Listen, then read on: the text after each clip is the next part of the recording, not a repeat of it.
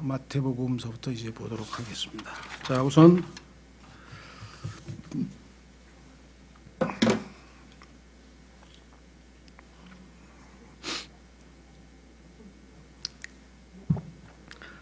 10페이지에 마태 이렇게인데, 자, 구체적인 공부하기 전에 한 가지, 많은 사람들이 뭐라고 표현해야 되나, 오해하게 되는 것 가운데 하나가, 결국은 이 마태복음을 해석할 때 문제를 이야기하게 되는데, 그게 뭐냐, 성경의 구분이 신약 이렇게 하면은 마태복음서부터 시작되거든요.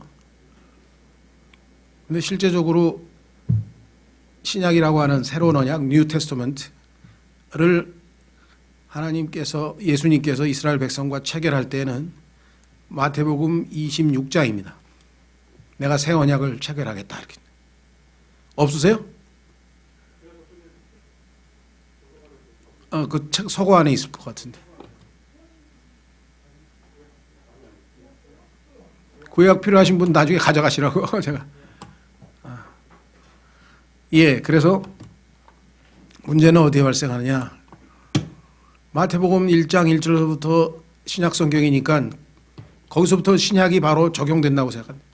근데 이 신약할 때 약이라고 하는 것은 성경에서 언약이란 뜻인데, 보통은 카베넌트라고 합니다. 계약 체결한다 그러죠. 당사자가 계약을 체결하는 거예요. 그런데 테스터먼트는 계약은 계약인데 어떤 계약이냐면 유언의 형식으로 주어진 계약이에요. 계약서예요. 유언과 관련돼요. 그래서 죽음과 연관이 돼 있어요. 그래서 올드 테스터먼트 하면 이제 짐승의 죽음을 근거로 해서 하나님과 이스라엘 백성이 체결한 옛 언약이고요. 그다음에 신약이라고 하는 것은 예수님의 죽음을 근거로 해서 하나님과 인간이 체결한, 이스라엘 백성이 체결한 새로운 언약이라는 뜻이죠. 그래서 성경의 히브리서 9장에 보면은 이 언약이라고 하는 것은, 즉 유언이라고 하는 것은, 유언이라고 하는 것은 그 유언의 당사자가 죽고 난 후에야 효력이 발생한다 이렇게 돼 있어요. 그건 너무나 상식적인 거 아니에요.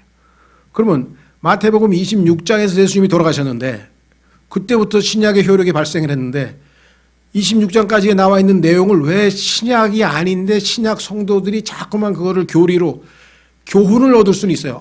구약시대 하나님 이러신 분이시구나. 근데 그게 신약의 교리인 것처럼, 신약 성도에게 해당되는 교리인 것처럼 하기 때문에 엄청난 이단이 생기는 거예요. 특히 마태복음의 산상설교를 어떻게 지켜요? 그거 지키면 구원받습니까? 그건 말이 안 되는 얘기예요. 그리고 거기에 나와 있는 내용 중에 사도 바울에 나와 있는 교리서와 안 맞는 내용이 엄청 많아요. 모순되는 내용이. 그러면 신약의 성도들은 사도 바울, 즉 로마서가 신약 교리의 초석이거든요. 자, 예수님이 누구신가를 알려주는 책이 사복음서예요. 그리고 예수님이 왜 새로운 언약을 체결할 수밖에 없었는가, 옛 언약을 폐기하고 그 과정을 설명하는 거예요. 그러니까 신약이 세워지는 과정을 설명하는 게 신약 사복음서지, 그 내용이 신약 성도에게 해당하는 건 아니란 말이에요. 이거를 이해하지 못하면 성경에 엄청난 복잡한 일이 벌어지는고요. 그 다음에 사도행전은 그 신약이 하나님의 복음을 받아들인 사람들이 어떻게 해서 그 역사적인 배경, 즉 역사적인 상황, 복음이 전파된 상황을 설명하고 있는 역사서가 사도행전이고, 그 예수님을 구원자로 받아들인 사람들이 믿어야 될 내용의 핵심, 즉 교리가 바로 이제 로마서부터 사도 바울 서신인데, 다시 말하면 예수님이 죽으셨다든가 예수님이 부활하셨다든가 이런 사건들을 설명한 사건이 있는 사복음서와는 달리 그것이 의미하는 바를 교리적으로 설명하고 있는 책이 로마서부터란 말이죠. 그러니까 로마서부터, 즉 사도 바울 서신이 신약의 교회 성도들이 믿고 받아들여야 돼, 해당되는, 직접적으로 적용되는 교리예요. 그럼 나머지의 경우에는 어떻게 되는가? 특히 사복음서에 나와 있는 내용들은 다 구약적인 배경이에요. 무슨 말이가 되셨어요? 그러니까 끝까지 견디는 자는 구원을 받으리라. 우리는 예수님 믿는 순간에 이미 구원을 받았는데 무슨 끝까지 견뎌야 구원을 받습니까? 그건 전혀 우리하고 해당이 안 되는 거예요.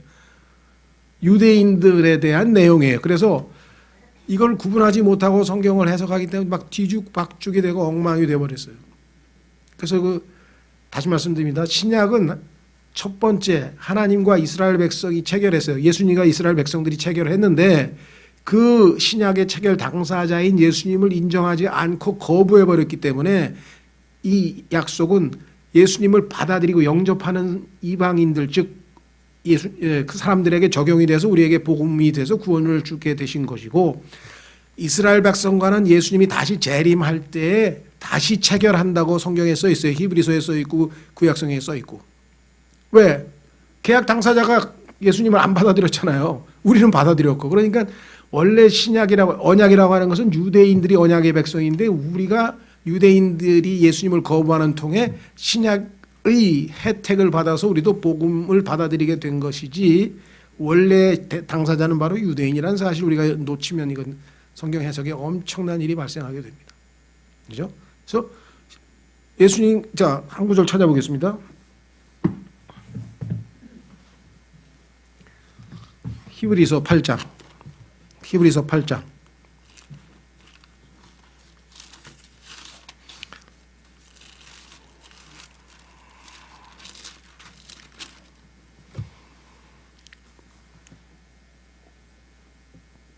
아이 그냥 그 형제님 돌아오시라 그러지 제가 못 찾고 계신 모양이네.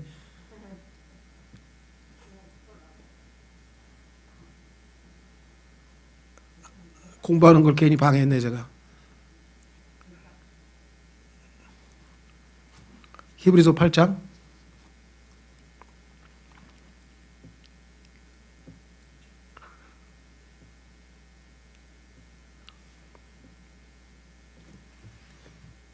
자 찾으셨습니까?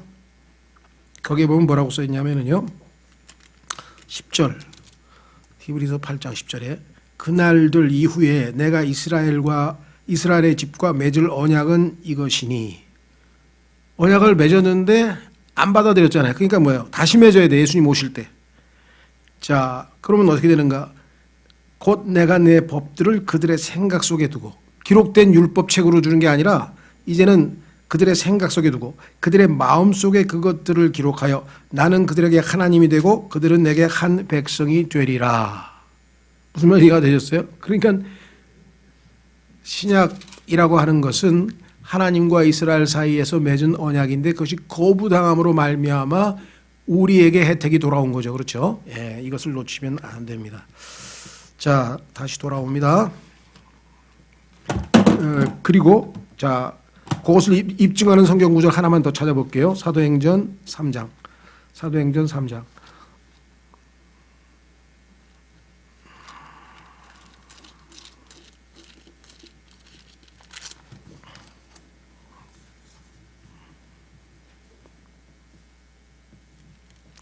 사도행전 3장 19절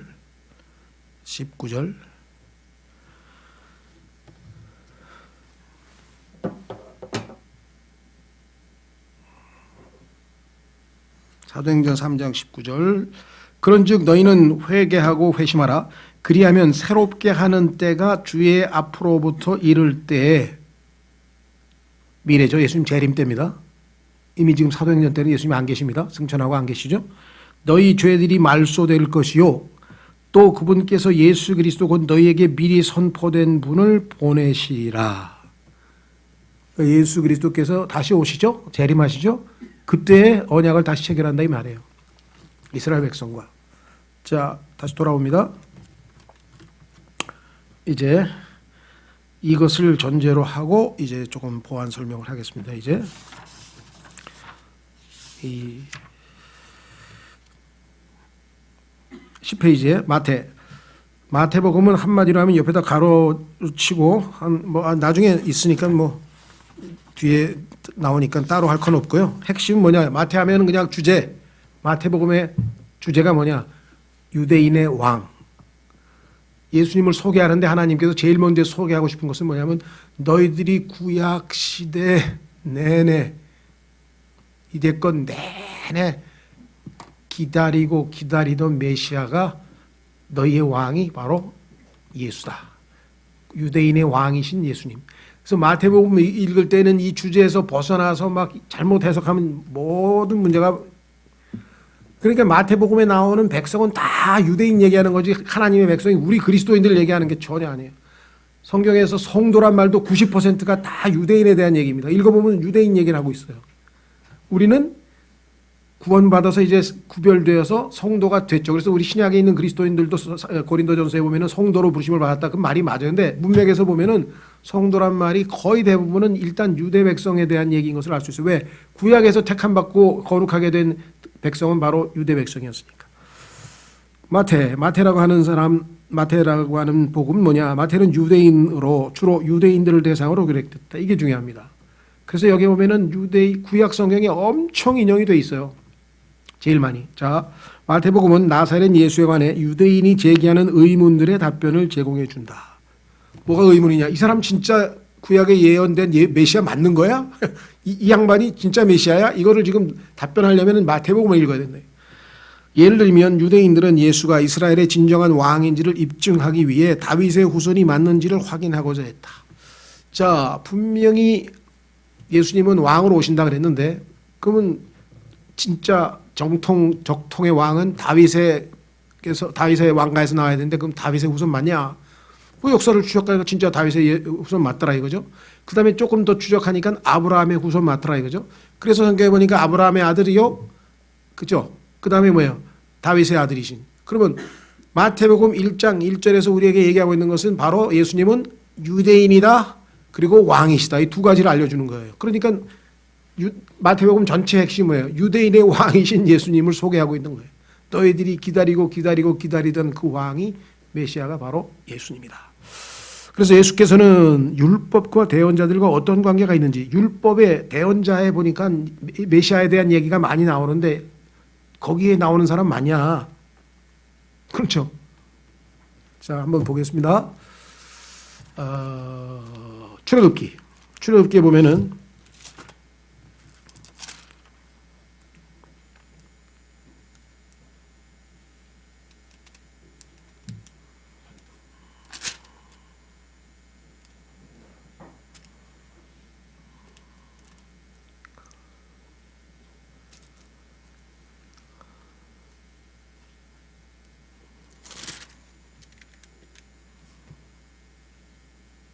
'출애굽기 가면서 보자. 몇 장에 얘기가 있나?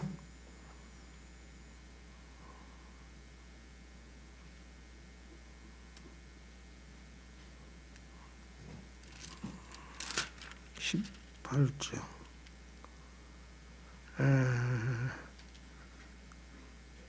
모세에게 하나님께서 뭐라고 얘기했나? 제가 지금 성경 구절이 정확하게 기억이 잘 안 나네. 자, 이거 말로 하겠습니다. 나중에 찾게요. 제가 하나님께서 뭐라 하냐면 구약에 모세에게 너와 같은 선지자 대언자 하나를 내가 세우겠다. 미래에 보내겠다. 근데 그분이 예수 맞냐? 이걸 지금 묻는 거예요. 그럼 하나님께서 모세에게 모세와 같은 선지자를 보낸다 그랬는데 그 바로 그 대언자 맞는 거냐? 이건 이제 유대인들이 따지는 얘기가 나오는데 그 출애굽기 제가 성경 구절이 기억이 안 나네 이제. 자, 일단 그 다음에 질문 뭐냐? 메시아 예언들을 성취할 수 있을까? 그분은 과연 율법을 지지하는가? 대언자라면 율법을 지지하겠지. 자, 그 다음에 구약에 있는 예언들을 다 메시아가 성취할 건데 성취할 수 있을까? 지켜보고 있는 거죠. 그 중에 대표적인 게 뭐냐? 이적, 기적이에요. 그러니까 예수님 당시에는 지금은 아니지만 이적과 기적을 엄청나게 행할 수밖에 없었는 게 그것이 증거로서 입증이 안 되면은 메시아로 절대로 안 받아들인단 말이에요. 무슨 말이 되셨죠? 근데 지금 우리는 그렇게 할 필요가 전혀 없잖아요. 지금 이 시대에는. 그래서 이적 기적이라고 하는 것은 성경에 보면요. 유대인들을 위해서 하나님께서 하시겠다는 거죠. 자, 그 다음에 보겠습니다. 이에 대답하기 위해 마태는 예수님의 의붓 아버지인 요셉의 계보를 예수님의 선조를 추적한다. 그래서 마태는 예수님께서 메시아라는 것을 입증하고자 구약 성경을 끊임없이 인용하였고 그리스도께서 왕국을 수립하러 오셨음을 보여주고자 애쓴다. 그러니까 전부 다 마태복음의 핵심은 왕으로 초점이 맞춰져 있어. 왕. 자, 두 번째 마가복음은 주로 로마인들을 대상으로 쓰였으며 그래서 성경에 보니까 설명이 많아요. 왜? 유대인들의 관습을 잘 모르니까 유대인들의 관습이 나오면은 이러이러한 것이었더라고 로마인들을 위해서 부연 설명을 가르치고 설명을 해주고 있죠. 자 보세요. 그리스도께서 여호와의 종, 그러니까 마가복음은 하나님의 종이신 예수님의 초점을 맞더래요. 그래서 마가복음 보면 계속 행동을 하시는 거예요. 왜? 종은 시키는 대로 일만 하지 말이 별로 없어요. 그래서 마가복음은 16장밖에 안 돼요. 길게 쓸 리가 없어요. 왜? 종이 시키는 대로 일을 열심히 하신 내용이 들어가 있어요. 자, 그래서 이 복음서는 짧고 요점들을 제시하며 노예 시장에서 쓰이는 거친 헬라어로 기록되었다. 왜? 종들의 언어가 거칠죠. 또한 로마인 독자들이 이해하기 어려운 유대인들의 관습은 굳이 설명을 해놓았다. 왜? 로마인들에게 설명에 알아듣게 하기 위해서. 마가는 예수님의 어록보다는 행적에 주안점을 두고 있는 바. 그럴 수밖에 없죠. 요한복음은 하나님이시니까 말씀이 많이 들어가 있지만 종이 무슨 말을 많이 하겠어요? 이는 일을 좋아하는 로마인들에게 예수님께서 본질적으로 행동가이심을 보여주고자 했기 때문이다.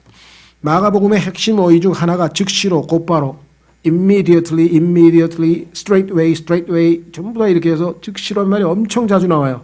여러분들 어떻게 해요?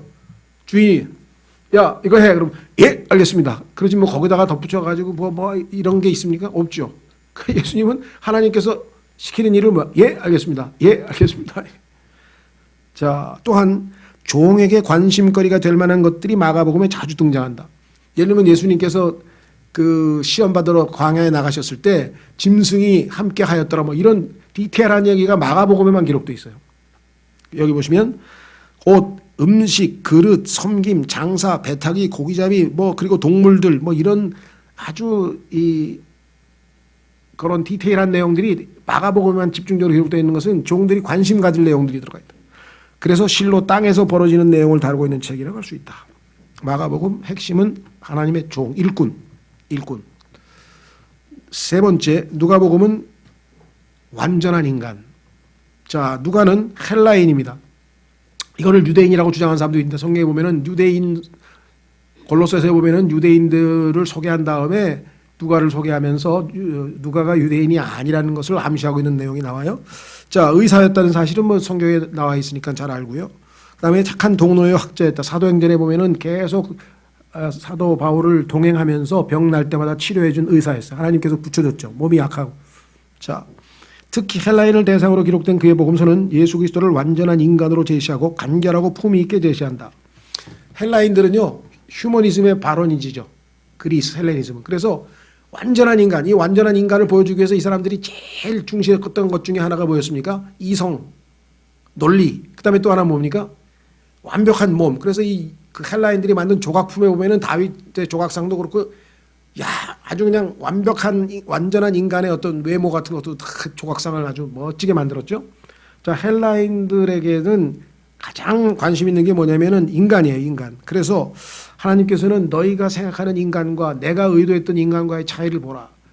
누가복음을 읽으면 하나님이 창세기 1장에서 창조하셨을 때 기대했던 참 인간의 모습은 예수님의 모습에서 볼 수 있다.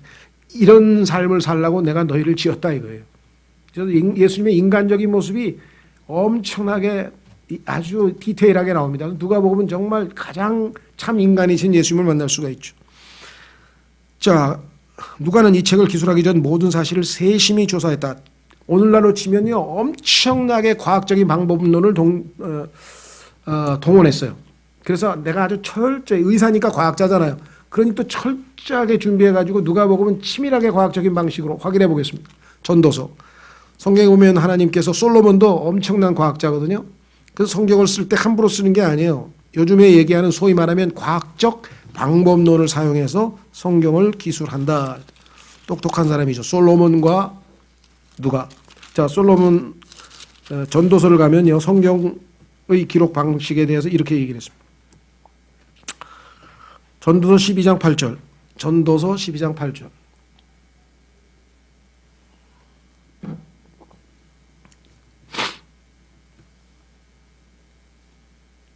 자, 선포자가 말하노니 헛되고 헛되며 모든 것이 헛되도다. 이게 결론이죠.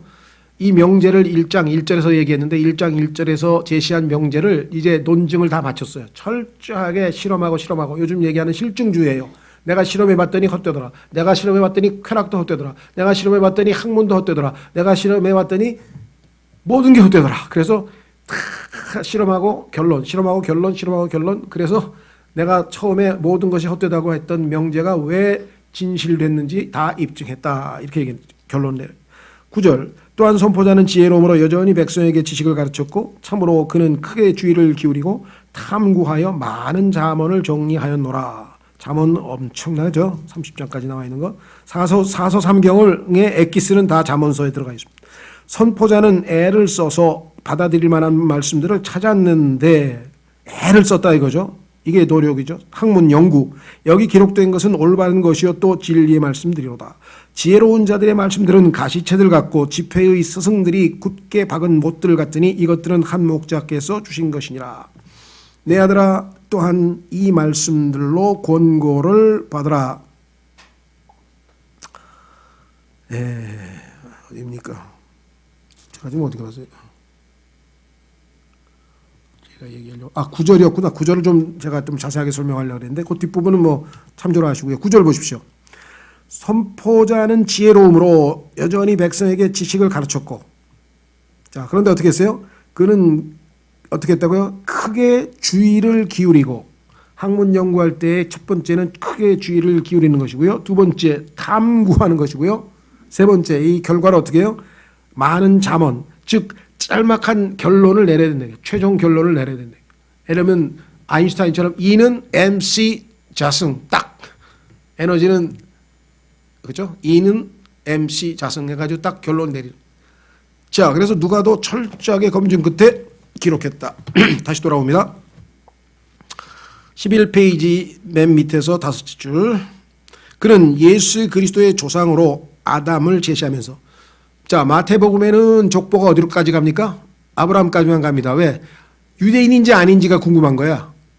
그래서 아브라함까지 가고 그 다음에 왕인지 아닌지가 궁금한 거야. 그래서 다윗, 그 두 사람만 딱 나와요. 그 다음에 예수님의 족보가 쭉 나와요. 진짜 예수님까지 쫙 이어졌는지. 그런데 누가복음의 핵심은 뭐예요? 예수님이 참 인간이잖아요. 그러니까 아담까지 가는 거예요. 예수님이 정말 아담의 후손인가? 쭉 갑니다. 그래서 아담은 하나님의 아들이었더라 해서까지 갔죠. 자, 그래서 예수님은 아담, 첫째 사람이죠. 을 제시하면서 예수께서 마지막 아담이시오 둘째 사람이심을 보여준다. 이게 또 무슨 소리냐?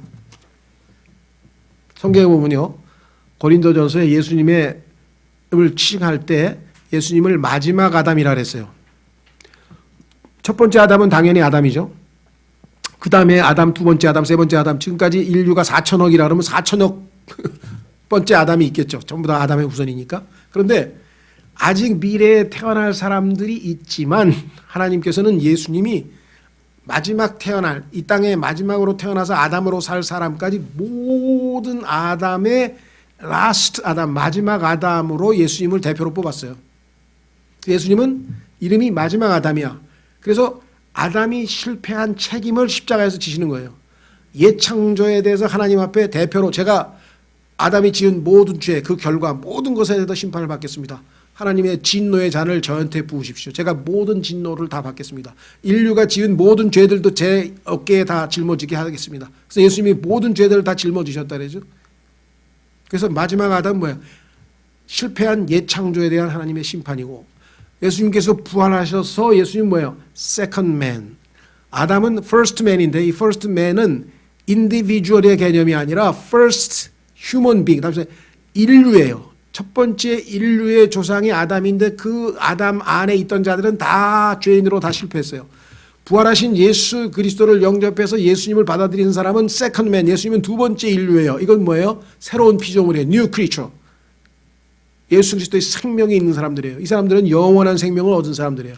그래서 하나님 보시기에는 이 땅의 인간은 인디비주얼이 아니고 아담, 예수 둘 중에 하나예요. 그래서 로마서 5장과 고린도전서 15장에서 이 아담과 예수 그리스도를 비교하면서 너희가 어떤 라인에 어떤 줄을 서야 되는지를 우리에게 가르쳐주고 있는 거예요. 복음이 이렇게 간단한 거예요. 자, 보세요. 창세기 5장. 창세기 5장. 창세기서부터 모든 구약 성경은 아담에 관한 책이에요. 아담에 관한 책. 보세요. 뭐라고 써있나. 창세기 5장 1절. 이것은 아담의 세대들에 대한 책이라. 왜 세대들입니까? 왜 복수가 됐을까요? 죽었으니까. 저는 뭐더라? 뭐 하여간 가야의 무슨 김수로 왕 뭐 제73대 손인가 그래요 제가. 보니까 쪽보해 보니까. First generation, second generation, third 해가지고 쫙 죽었으니까 그 다음 세대가 제73대까지 왔잖아요. 예를 들면. 그러면 아담의 세대들 쫙 이어지고 있죠. 이 아담의 세대들에 대한 책이 구약성경이고, 그럼 신약성경은 뭐냐? 자, 마태복음 1장 1절에 뭐라고 써있나 보세요. 마태복음 1장 1절. 구약은 아담의 세대들에 대한 책, 신약성경은 예수 그리스도의 세대에 대한 책. 마태복음 1장 1절, 마태복음 1장 1절. 이 두 구절만 보면 금방 뭐가 달라져도 엄청 달라졌구나. 마태복음 1장 1절. 아브라함의 자손이시요 다윗의 자손이신 예수 그리스도의 세대에 대한 책이라. 이거를 갖다가 뭐 예수 그리스도의 세계라 그랬네. 성경이 정확하지 않으면 이 세대란 용어가 없어지고 모든 게 다 복잡해져요. 이거를 족보로만 생각하는, 족보가 아니에요. 핵심 뭐냐? 예수 그리스도의 세대. 왜 단수냐? 성경에 보니까 안 죽어 이 사람들은. 왜? 영원한 생명이 있기 때문에. 그 성경에서 예수님의 세대는 딱 한 세대뿐이야. first 딱 세대가 한 세대. 그래서 뭐예요? 낳고 죽었단 말이 없어요. 창세기 5장에는 뭐야? 낳고 살다가 죽었더라. 낳고 살다가 죽었더라. 낳고 살다가 죽었더라. 낳고 살다가 죽었더라. 그러니까 세대들이 계속 쌓이는 거예요. 예수님의 세대는 뭐야? 영원한 생명을 얻었는데 뭐 죽음을 극복하고 이겨낸 사람들인데. 무슨 말이가 되셨죠? 자, 그래서 다시 돌아옵니다. 그래서 예수님은 둘째 사람, 다시 말해서 두 번째 인류의 조상이 된 거예요. New creature, 새로운 피조물, 새로운 창조물. 그래서 예수님 안에 들어오면 이제 완전히 뭐야? 새로운 창조물이라고 고린도후서 5장 17절에 얘기했죠. 자, 그래서 다시 돌아옵니다. 누가복음은 인간적 관심사로 가득 차 많은 사람들의 마음을 사로잡는다. 왜? 참 인간이신 예수님을 그렸으니까. 여기에 보면 여자들 얘기가 엄청 많이 나와요. 다른 데는 안 나오는데. 여기 뭐 예수님을 소위 말하면 뒷바라지한 사람이 이름이 요한나 수산나 뭐 이름이 다 나오고, 그들이 자기 돈을 들여가지고 자기 돈으로 예수님을 섬겼더라 뭐 이런 얘기도 나오고, 감정의 셈이라는 어떤 표현, 감정적인 뭐 표현도 나오고, 이 누가복음은 정말 참. 그래서 그 CCC라는 그 단체에서 누가복음을 영화로 만들어 가지고 전도용으로 엄청나게 많이 상영했었었죠. 누가복음은 그 어떤 다른 복음보다도 여자와 어린아이를 많이 중요하게 다룬다. 그래서 오늘날 이 뭐 기독교에 대해서 무슨 뭐 여성 차별이니 뭐 반페미니즘이니 뭐 이상한 얘기를 하는데, 전 세계에 가서 기독교가 들어간 곳은 전부 여자들이 자유와 해방을 누렸고요.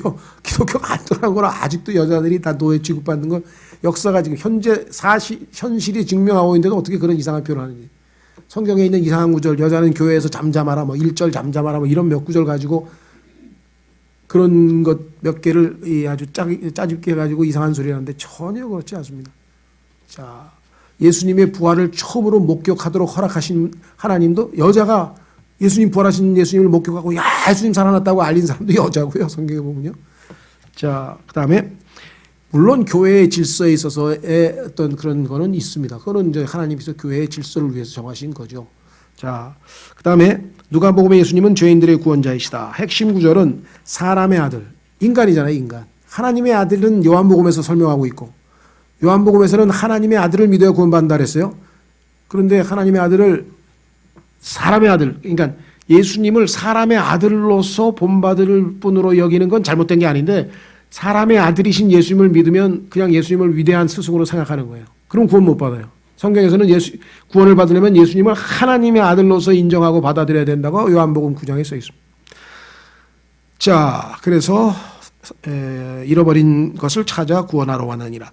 누가의 간결한 문체는 그 문장 속 그 어떤 단어도 1음절 이상은 없다는 사실에서 엿볼 수 있다. 누가복음의 문체가 사람들 중에는 영어 킹제임스 성경이 그렇게 어렵다면서요. 고어가 많다면서요.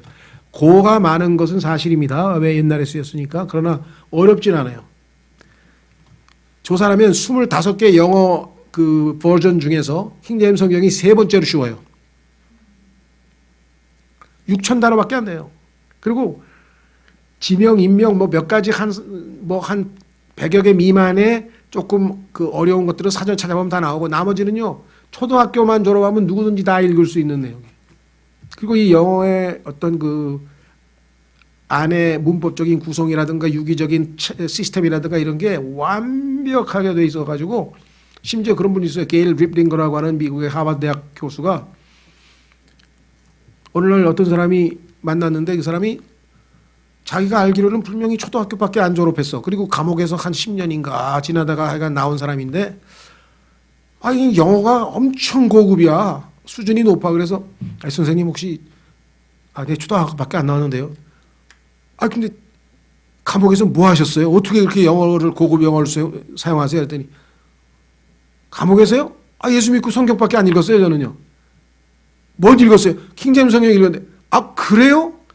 그때부터 이분이 그냥 킹제임스 성경에 대해서 지금 뭐 엄청난 책을 썼어요. 2000페이지 책자를 갖다가 이 킹제임스 성경 속에 어떻게 하나님의 손길이 들어가 있는지 이거를 열심히 읽으면 자동으로 영어를 완전히 마스터하고 얼마만큼 수준 높이 올라갈 수 있는지를 다 입증을 한 책이 In Awe of the World, 말씀의 두려움 앞에 서서라고 하는 2000페이지가 넘는 책을 썼어요. 하버드대학 교수고 미국에서 후수 후 100인에도 들어가 있고 어마어마한 분이에요. 게이브 릴링거라고 하는 분이. 그래서 킹제임스 성경에 뭐 이거 아주 하나님의 개입에 대해서는 뭐 또 책이 엄청 많으니까 그 얘기는 여기서 제가 할 수는 없는 거고 그만큼 여기서 킹제임스 성경은 누구든지 읽을 수 있는 언어로 썼다. 마틴 루터의 독일어 번역이요. 시장에서 시장 사람들이 쓰는 용어로 번역했어요. 이거를 헬라어도 두 종류가 있어요. 우리는 문어체, 글 쓰면서 멋지게 막 문장 막 그렇게 쓰는 그 문어체가 아니라 구어체 헬라어로 이걸 코이네라고 하는데 코이네 헬라어로 신약 성경이 번역이 된 거예요. 왜? 누구나 다 읽을 수 있는. 자, 요한 마지막. 요한은 내 하나님을 보라. 즉 하나님이신 예수님을 소개하는 거예요. 여기서 이제 많은 자유주의와 복음주의가 갈리는 거예요. 자유주의는 여러분 잘 아시는 유명한 그 슈바이처 있죠? 슈바이처라고 하는 사람이 쓴 책 중에 보면은요, 역사적 예수란 책이 있어요.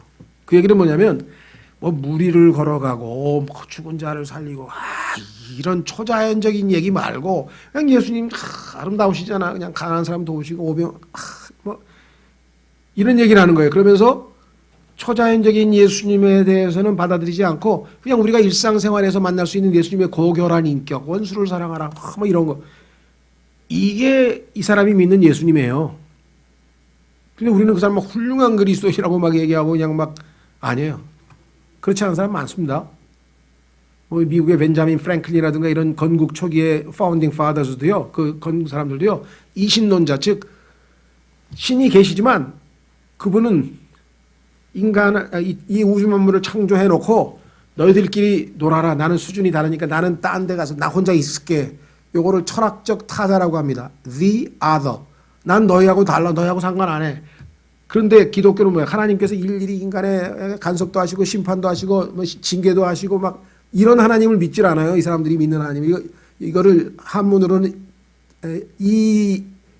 소위 말하면 뭐라고 하냐면요. 영어로는 DEISM, deism이라고 하고 이걸 이신론이라고 해요. 이신론. 이런 하나님을 믿는 미국의 건국 파운딩 파더즈도 많아요. 다 거듭난 예수님을 하나님으로 믿는 그리스도인들이 아닌 사람도 많습니다. 미국 초기에. 이런 것들을 구분하지 않으면 이 사람들이 나중에 엉뚱한 소리 하는 경우가 많아요. 그냥 훌륭한 예수님 뭐 아니면 뭐 교육학자 아니면 뭐 도덕 선생님 이렇게 믿으면 안 되죠. 자, 요한은 뭐냐? 예수께서 사랑하신 제사. 요한이라고 하는 단어가 사랑받는 자라는 뜻이에요. 히브리어로. 그래서 이 불어로는 장이라 그러죠. 장자크 루소 할 때 장. 스페인어로는 환이라 그러죠. 환. 여러분들 많이 들어보시죠. 환. 장, 환, 뭐 주세페 해가지고 이 소위 말하면 그 요한이라고 하는 이름은 전 세계에서 어마어마하게 인기가 좋습니다. 왜? 사랑받는 자인데. 그래서 예수님을 자기가 요한복음에서 자기를 지칭할 때 요한은 항상 뭐냐면 예수께서 사랑하시던 자가 말하기를 이렇게 해요. 자기 이름 안 대고. 자, 예수께서 사랑하신 제자로 알려진 요한은 공관복음보다 훨씬 늦게 기록했으며 맨 마지막에 한 90년도 또는 100, 거의 1세기 끝날 무렵에 썼죠. 반모섬 까지 갔어. 주로 믿는 자들을 위해. 자, 이게 이제 아까 얘기했죠. 대상이 이방인, 로마인, 헬라인, 그다음에 유대인이 아니라 예수님을 받아들이고 믿는 사람들에게 예수님이 진정 누구이신가를 소개하는데, 자, 한번 확인해 보겠습니다. 요한복음 20장. 요한복음 20장에 보면은요, 요한복음의 기록 목적을 유일하게 정확하게 써놓은 사복음서 중에 하나예요. 요한복음을 내가 왜 썼냐? 그 이유가 있어요. 요한복음 20장.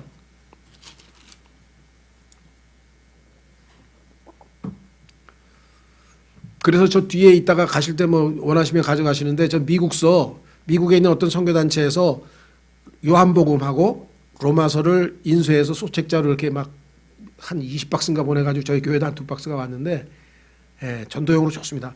성경 복잡하니까 우선 제일 중요한 것, 요한복음과 로마서를, 또 요한복음에서 예수님을 믿으면 기독교인들이 뭘 믿는지를 로마서에 다 써 있는 거예요. 두 권이 아주 그냥 액기스 중에 액기스인데, 그거에 지금 얇게 저기 지금 나와 있거든요. 이렇게 필요하시면 여러 개 있으니까 많이 가져가셔도 되는데, 자, 요한복음 20장에 보시면 30절 이렇게 써 있습니다. 요한복음 20장 30절. 진실로 예수님께서 자기 제자들 앞에서 이 책에 기록되지 않은 다른 표적들도 많이 행하셨으나, 어마어마하게 많은 표적을 했는데 7개만 써놨다. 목적이 뭐냐? 왜 내가 7개를 여기다 써놨냐? 이것들을 기록하면 예수님께서 하나님의 아들 그리스도이심을 너희가 믿게 하려 하며, 또 믿고 그분의 이름을 통해 생명을 얻게 하려 함이니라. 그래서 요한복음의 핵심은 예수님의 이름을 믿고 영원한 생명을 얻는 것이 기록 목적이다. 그래서 요한복음을 진지하게 믿고 예수님을 받아들이면 바로 영생을 얻고 구원받을 수 있죠. 다시 돌아옵니다. 교재로 돌아오시면 둘째 줄에 요한은 예수님의 사역에 믿음으로 반응하는 자와 불신으로 반응하는 자를 비교 묘사한다. 그렇죠? 오셨는데 예수님을 거부한 유대인들에 대한 얘기를 하고, 그러기 때문에 이제 누구든지 믿는 자들은 다 하나님의 아들들이 되는 권능을 주신다.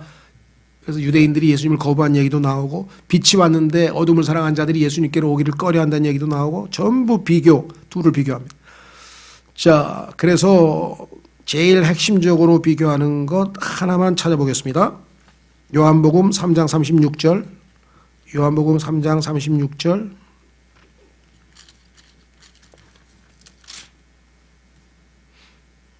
요한복음 3장 36절. 요한복음은 예수님에 대해서 어떤 반응을 보이는가? 예수님을 믿으면 구원, 예수님을 거부하면 영원한 형벌, 이렇게 되는 건데요. 엄청난 내용이 써있죠. 요한복음 3장 36절. 아들을 믿는 자에게는 영존하는 생명이 있고 아들을 믿지 않는 자는 생명을 보지 못하며, 자, 그 다음에 중요합니다. 도리어 하나님의 진노가 그 위에 머물러 있느니라. 생각해 보셨어요? 예수 그리스도를 믿지 않는 사람들은 우리는 못 보지만 하나님께서 그 위에 하나님의 진노가 머물러 있다, 이렇게 분명히 되어 있습니다. 자, 그런데 여기에 개역성경에는 뭐라고 되어 있냐면요, 아들을 믿지 않는 자는 했는데, 아들을 믿지 않는 자들을 아들에게 순종하지 않는 자들이라고 살짝 고쳐가지고 이상하게 성경을 뜯어오죠. 예수님 믿고 구원받은 사람들 중에서도 지금 순종 못하고 있는 사람들도 있잖아요. 저도 그렇고. 우리가 하루 종일 순종하나요? 100% 순종 못하죠. 그러면 이상하게 성경이 되는 거예요. 여기서는 지금 믿는 자와 믿지 않는 자를 비교하려고 그랬는데, 그 성경을 갖다가 뜯어 고쳐서 복음을 흐려놓는 거예요. 핵심을 흐려놓는 거. 엄청나죠. 이런 게 수두룩해요, 이 안에. 그러니까 정말 정확한 성경을 들고 있다는 건 엄청난 복을 받은 겁니다. 1점 완전하잖아요. 더 이상 틀린 게 없으니까 얼마나 편안하게 마음껏 신뢰하면서 읽을 수 있습니다. 자, 다시 돌아오면 교재로 돌아오셔서 이렇게 써 있습니다. 요한이 제시하는 자료는 다른 복음서들을 포괄해 준다. 요한복음의 절반 정도가 예수님이 직접 하신 말씀으로 구성되어 있다. 아까 말씀드렸죠. 설교 내용 역시 다른 복음서들과는 다르다. 왜? 예수님이 신성을 지닌 내용이 나와 있으니까. 요한은 또한 그리스도의 신성의 표적으로 제시하기 위해 7개의 기적만을 선택하여 제시한다. 나중에 기회 있으면 모르겠습니다. 제가 한 서너 번 설교를 한 것 같은데, 요한복음 속의 7기적, 이런 제목으로 설교를 한 적이 있는데요. 뭐 기회 있으면 또 보고요. 자, 이렇게 해서 이제 핵심적인 내용입니다. 그러면 결론 내립니다. 자, 사복음서에 대해서 개요의 전체적인 결론은 뭐냐? 자, 여기에 사복음서가 우리 눈앞에 놓여 있다. 의심할 바 없이 이 세상에서 가장 중요한 문서이다. 그렇죠. 왜? 이 예수님을 신뢰하고 받아들이면 어떻게 돼요? 영원한 생명이 주어지는데, 영원한 지옥의 형벌에서 벗어나는데, 하나님의 거룩한 생명, 영원한 생명이 내 안에 들어오는데, 거듭나서 새로운 피조물로 변화되는데, 이 책이 그렇게 가장 소중하지 않을 수는 없는 거죠. 그렇죠. 자, 성경에서 가장 중요한 질문, 예수님을 시험하기 위해서 사람들은 이 동전의 형상이 누구의 것이냐, 세금을 내야 되느냐, 말아야 되느냐, 율법에서 제일 큰 계명이 무엇이냐, 저것이냐 하면서 예수님을 계속 집요하게 시험하기 위해서 질문들을 해댔죠. 예수님이 질문 다 받았어. 다 답변했어. 그랬더니 유구무원이야. 더 이상 할 말이 없어. 너무 지혜로운 말씀에 답을 듣고 그냥 딱 입이 굳어져서 더 이상 얘기를 할 수 없어. 질문 다 끝났냐 이게. 그럼 내가 너한테 하나 묻겠다.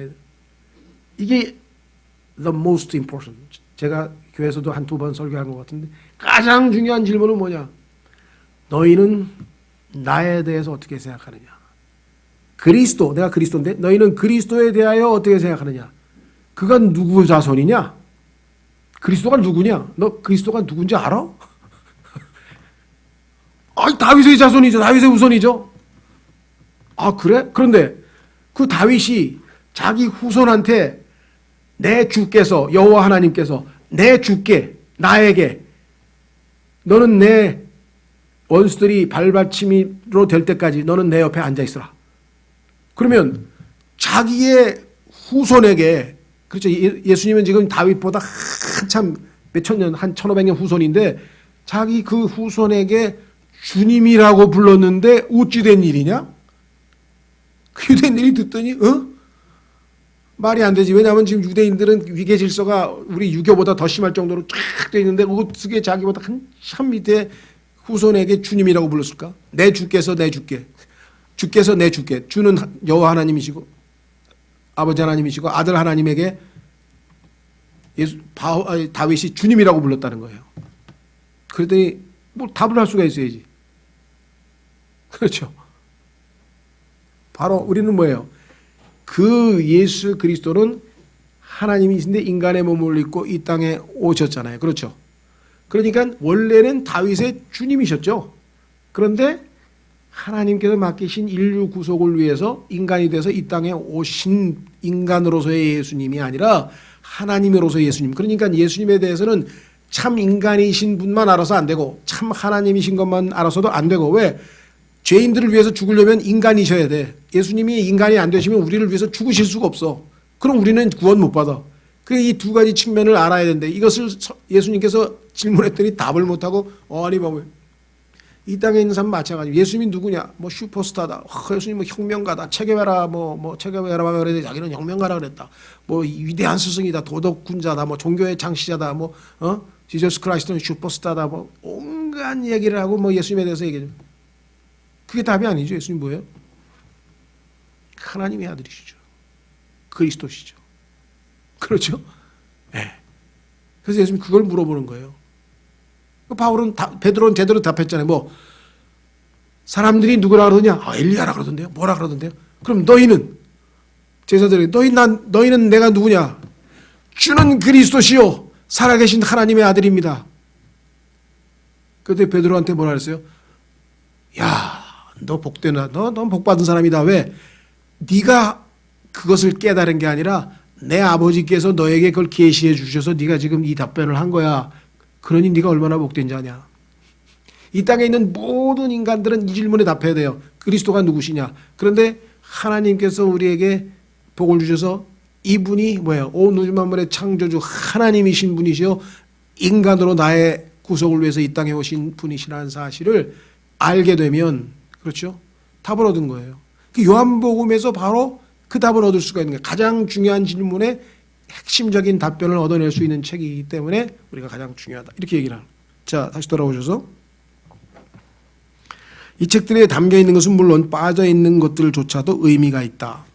사람들은 예수님께서 왜 어렸을 때 얘기는 하나도 안 써 있어요. 예수님 보니까 누가복음에 12살 때 성전에 간 얘기만 있고 그다음에 뭐 다 30살 돼서 얘기 나왔으니까 예수님께서 어렸을 때 얘기나 왜 안 나왔냐 그랬더니 뭐 히말라야에 가가지고 뭐 명상을 배우고 막 그래가지고 또 뭐 예수님이 히말라야 간 책을 또 써놓은 사람도 있고 별별 사람이 다 있어.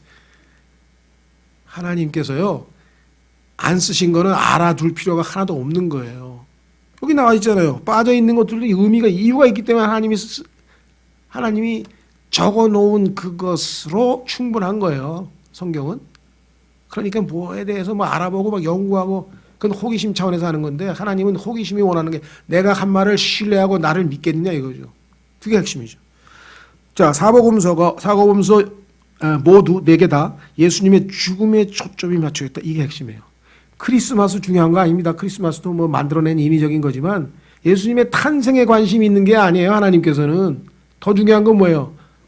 예수님이 이 땅에 죽으러 오셨어요. 인간이 되신 목적이 뭐야? 죽으러 오셨어요. 죄값을 치르러 오셨어요. 그래서 사복음서 보세요. 마태복음은 8장인데요. 24장 중에서 8장, 그래서 7분의 2가 고난주간에 할애하며 마가복음은 16장인데 6장, 그러니까 8분의 3을 할애하고 누가복음 24장인가요? 예, 21장에 5장 반, 전체의 4분의 1. 요한복음 무려 21장에서 10장, 절반 가까이를 고난주간, 즉 예수님의 죽음에 대해서 기록하고 있어요. 왜? 그게 하나님께서 인류를 위해서 하신 최고의 가치 있는 일이죠. 그래서 로마서 5장 8절에 하나님의 사랑이 확실히 당당히 제시됐다. 그 이유는 간단하다. 비록 그리스도의 생애가 중요하지만 그분께서는 갈보리에서의 십자가 죽음을 통해 잃어버림 바 된 죄인들을 구속하셨기 때문입니다. 예수님께서는 고상한 명분을 위해 순교하신 것이 아니다. 예수님을 자꾸 순교자로 모시는 분이 있어요. 자 보세요. 인간에 의해서 박해를 받고 예수님께서 순교하신 게 아니에요. 자 보세요. 예수님은 9시에 십자가에 달리셨는데 낮에 아침 9시에 십자가에 달리셔서 12시까지는 세상 사람들의 조롱을 받고 뭐 채찍을 당하고 뭐 온갖 그때까지는 어떤 의미에서는 순교자로 서 있을 수도 있어요. 그런데 실제로 예수님이 죽으신 것은 오후 3시에 죽으셨거든요. 그런데 왜 죽으셨느냐? 12시에서부터 3시까지 12시에 갑자기 온 세상이 캄캄하게 대낮에 어둠이 임하더니 왜? 하나님께서 자신의 아들을 심판하시는데 차마 보실 수가 없는 거예요. 유대인들 중에는요, 유대인들은 굉장히 체면치레가 많죠. 근데 유대인들 중에서 뻘거벗고 십자가에 높이 달려서 하나님의 아들이 지금 수치를 당하고 계신데 여러분 생각해 보셨어요? 물론 저도 예수님이 저 때문에 당하신 고통 때문에라도 정말 예수님 너무나 감사하다지만요, 그것에 더하여서 내가 당해야 될 수치를 예수님이 당하신 거 아니에요? 유대인 남자가 사람들은 화가들은 그림 그릴 때 밑에를 그냥 가리고 그리지만 실제적으로 예수님 다 벗고 서 있는 거예요. 성경에 예수님이 딱 뻘거 벗고 서 있는 거예요. 그 앞에서 우리를 위해서 수치를 당하신 거예요. 히브리서 써 있잖아요. 우리를 위해서 수치를 참으셨다고. 그리고 12시부터 3시까지는 하나님의 진노가 임해서 예수님 온 몸에 오죽하면 나의 하나님 어찌하여 나를 버리시나이까. 하나님께서 모든 죄인들의 죄값을 예수님 위해서 예수님이 그래서 고린도 후서에서 죄가 되셨다 그래요. 하나님 보실 때는 십자가에 12시부터 예수님은 죄예요. 죄. 그래서 예수님의 심판이 곧 죄의 심판이에요. 하나님의 진노의 잔을 예수님이 다 마셨어요. 오후 3시에 숨을 거두셨어요.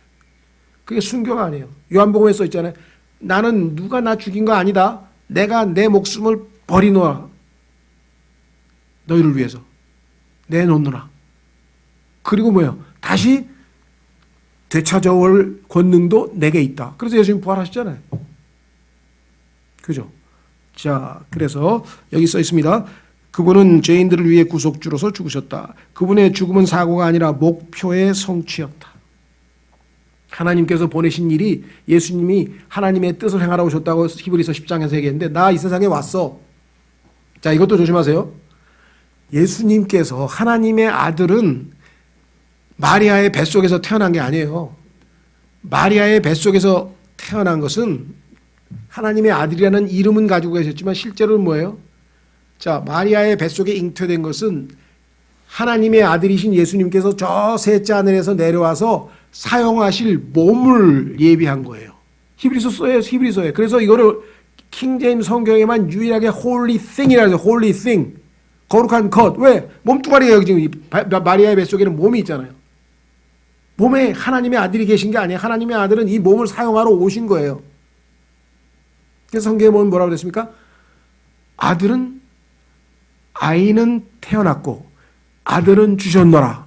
이사야서 9장 6절에 보면 써 있어요. 아들은 하나님이 주셨어요. 우리에게 제물로, 속죄물로. 그런데 아기는 태어났죠. 왜? 몸이니까. 그래서 holy thing, 거룩한 것이라고 얘기했어요. 자, 그래서 바로 이 하나님의 아들이 2000년 전에 처음으로 인류 역사에 등장한 게 아니라 영원부터 영원 전까지 늘 계셨던 분이시고 이 땅에 몸을 사용해서 나타나서 보이신 건 그때가 바로 초림 때 예수님의 탄생이죠. 자, 그래서 그 예수 그리스도께서 이 땅에 오셔서 죽기까지 모든 과정을 우리에게 보여주셨는데 마지막 순간에 변형상에 가서 뭐라고 했냐? 구약의 성도들이 한 가지 질문한 거예요. 예수님이 십자가에서 죽으시고 우리가 구속을 받아요. 죄값이 다 치러져야 우리가 지하에 있는 소위 말하면 아브라함의 품, 소위 말하면 우리가 얘기하는 파라다이스라 그러죠. 거기서 우리가 셋째 하늘로 하나님 품으로 가야 되지 않습니까? 그럼 언제 주님께서 아버지의 뜻을 이루시겠습니까? 그래서 누가복음에서 변형산, 예수님이 아주 환하게 변화됐는데 햇빛보다 더 밝게 변화된 그때 모세와 엘리야와 예수님하고 세 사람이 회담을 했는데 그때 질문이 뭐예요? 언제 별세하십니까? 언제 그래야 죄값이 치러지면 우리를 데리고 가실 수 있는데 우리는 아직 예수님이 안 죽으셨기 때문에 죄값이 안 치러졌으니까 지금 임시 대기 장소에서 낙원이라고 하는 곳에서 지금 대기하고 있습니다. 지금 아브라함 품에서 우리 대기하고 있는데 언제 우리 하나님 앞에 셋째 하늘로 올라가겠습니까? 자, 여기 써 있죠. 성경 기록이 거기 써 있네요. 성경 맨 마지막에 그들이 영광 중에 나타나서 모세와 엘리야 앞으로 그분께서 예루살렘에서 이루셔야 할 이게 예수님이 이 땅에 오신 목적이에요. 별세에 관하여 말하였으나 그분의 별세. 핵심 주제가 뭐냐? 언제 별세하십니까? 그래야 뭐야? 아담이고 아브라함이고 모든 사람 다 어떻게 해요? 올라가야 될 거 아니에요. 왜? 예수님의 피로 깨끗하게 됐으니까. 이들의 혼이 정결케 됐으니까. 죄는 용서받지만 정결하게 되지는 아니하였다라고 했죠. 확인해 보겠습니다. 출애굽기 37장. 출애굽기 37장. 이 구약에 가 있는 사람들은 아직 혼이 예수님의 피로 정결케 되질 않았어요. 왜? 예수님의 피가 아직 안 흘려졌잖아요. 출애굽기 37장.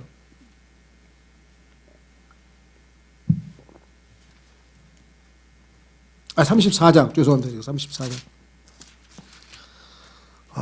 제가 이제 나이가 들어가면서 자꾸만 성경 구절이 왔다 갔다.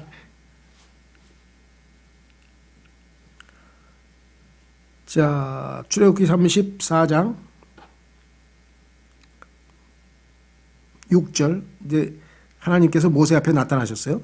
주께서 그 앞으로 지나가시며 선포하시되 주로다 긍휼이 많고 은혜롭고 오래 참고 선함과 진리가 풍성한 주 하나님이로다. 자기소개했어요. 세상에서 이런 자기소개서 봤습니까? 자기소개서 쓸 때 이 정도는 써야 참 기가 막힌. 내가 긍휼을 수천에게 베풀며 불법과 범법과 죄를 용서하되 구약 사람들 용서받았습니다. 왜? 짐승의 피로 다 용서받았잖아요. 그런데 그것이 결코 죄 있는 자를 깨끗하게 하지는 아니하리니. 왜? 히브리서에 써 있잖아요. 짐승의 피로는 죄가 제거되지 아니한다. 하나님의 아들이신 예수 그리스도의 하나님의 어린 양의 피로만이 죄가 제거된다고 했으니까 용서는 받되 죄가 제거가 안 됐으니까 하나님 셋째 하늘에 거룩한 곳에 갈 수가 없어요. 그래서 임시 대기를 하고 있어요. 예수님이 죽으셔야 이 사람들의 혼들이 정결케 되는데 신약에 해당하는 우리 같은 사람들은 어떻게 돼요? 이 믿는 즉시로 우리 혼이 다 정결케 되는 거예요. 예수님의 피가 이미 뿌려졌기 때문에. 얼마나 특권층입니까 우리가. 그렇죠. 그래서 자, 마지막 성경 구절입니다. 에베소서 4장. 드디어 이들을 데리고 올라갑니다. 예수님께서. 왜? 피를 흘렸으니까 이들이 깨끗하게 됐으니까 이 사람들 다 데리고 올라가야지. 에베소서 4장 8절에 이들을 다 데리고 올라갔다고 딱 써 있습니다.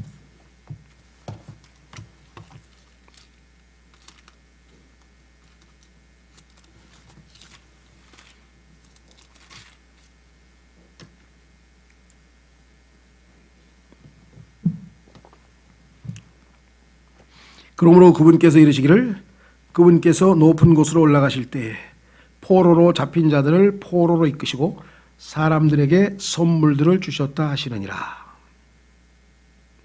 높은 곳으로 올라가셨어요. 예수님이 승천하실 때 혼자 간 게 아니라. 그래서 성경에 보니까 예수님을 첫 열매들이라고 돼 있어요. 성경에. 영어 킹제임 성경에 first fruits라고 돼 있어요.